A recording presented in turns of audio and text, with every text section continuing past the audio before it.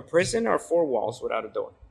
Meaning without a door that actually is accessible for someone. So you're the byproduct of someone else's. Really supposed to be escape? And also, how do you determine? Yes, that's the point. But how do you? Aren't you always in a prison, technically? No. So you're in a prison as long as your value system is driven by the person that guards the door.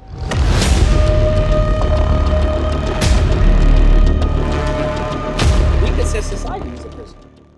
Society in itself you're always is a in prison. society. Right. And what I'm saying is my argument has always been do not try to cheat society. Instead, learn how it works and overcome and graduate society. Use it as a leverage point to get even higher. It's like saying, look, you can go to the DMV and get a driver's license. You might say, listen, it takes me 5 hours. I have to make an appointment for 2 weeks, and I can't do this, this, and that in order to get a driver's license. And you would say to me, well, I'm going to go get a fake driver's license because I can then drive. Well, technically, you can't drive with a fake driver's license. You can only drive assuming you don't get caught. So that in itself, the act of getting a fake driver's license is completely useless. Yeah. Like if you get in a car accident, they'd be like, where's your license? You're like, that's not even real. So my argument here is that even though the process may not be perfect, you still can't cheat your way through your ability to drive. Does that make sense? Right. You have to learn these things. And there's three reasons. There's the operate a motor vehicle reason, regardless that it's for or not in society. There is the whole point that obviously your trajectory of speed is going to increase significantly when you're on foot, so you can get more done in a day. And there's also the part that everybody in society should be in a position to act and interact in society. There are some people who don't want to, who are like, oh, I'm not paying with cash. Well, that's an idiot. We live in a world where the dollar is still a currency. And people are like, well, crypto is the future, so I'm only going to do that. Well, these idiotic ways of looking at life are basically your way of saying, I reject what is because I see flaws in it, and I want something new. The issue with having something new is that if you didn't learn the old thing, the only reason you're learning new thing is because you think you're ahead of the curve and you know something other people won't know.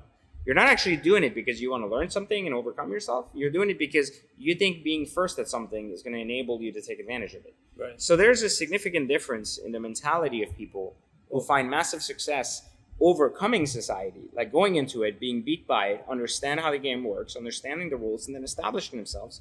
And people who then go into that and automatically victimize themselves and then reject society. I mean, how many times do we hear people, every job I looked at requires a degree, PJ, I don't have a degree. And I'm like, well, do you not think that every time I applied for a job when I was young, it didn't say degree required to work in a bank?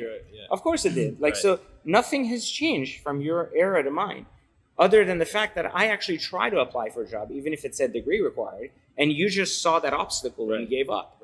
Right? So there's a significant difference, and I attribute that to my own consciousness, my own ability to say, hey, even though I may not be conscious at the age of 20, right, like when I was there, I still have enough self-awareness to know how to adjust myself, to a state where that makes sense. Yeah. Hopefully that makes sense. No, it does. So, but I mean, I feel like that's more of a mental prison for somebody that just stops at, you need a diploma. That's like more of a mental prison than it is a physical. But prison is mental. Yeah, but it can be physical too. If you're talking about society. Well, no, it can't. So it can only be physical once you actually reject the value system that society gives and you choose to defy it. That's when you go, okay, so here's a question. Right and wrong isn't for me. I'm going to go break the law. Right. So here's a question then. You said something about like never doing it the old way and just doing it the new way. You feel like you're kind of ahead of the curve. Like you know something that other people don't.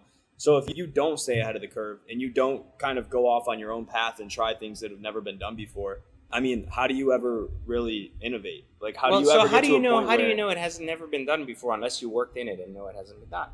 You had to work in it to see that it hasn't been done. You're like, so many people say, I have a website Secret idea. Entourage. Like, you're like, okay, Secret Entourage was the first of its time. In order for you to know that, and in order for you to build Secret Entourage to what it is now, and or what stemmed off of it, you had to go that path. You had to like stray off of the normal path.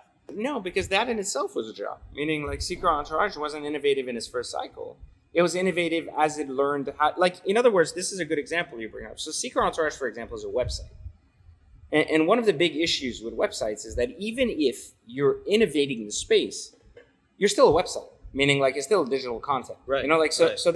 So I would not have been able to find any success in that digital business unless I learned how the rules of digital work first before innovating a business model or an angle, right?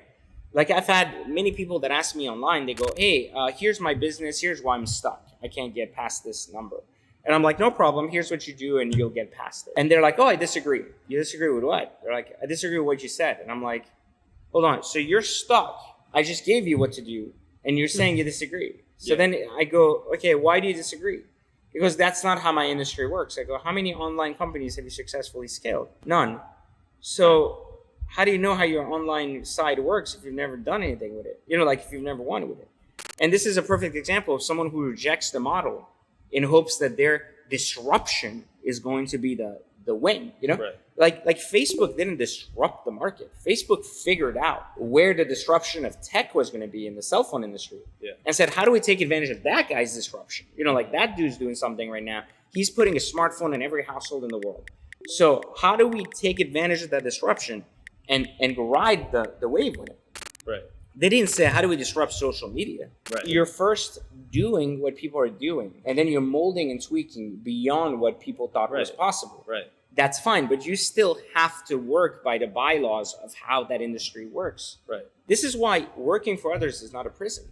It is a structural task. You know, it's a structural Still a task. prison. It's still a prison. But no, it's not. A prison, this is the difference between the prison of the mind and the physical prison. Yeah.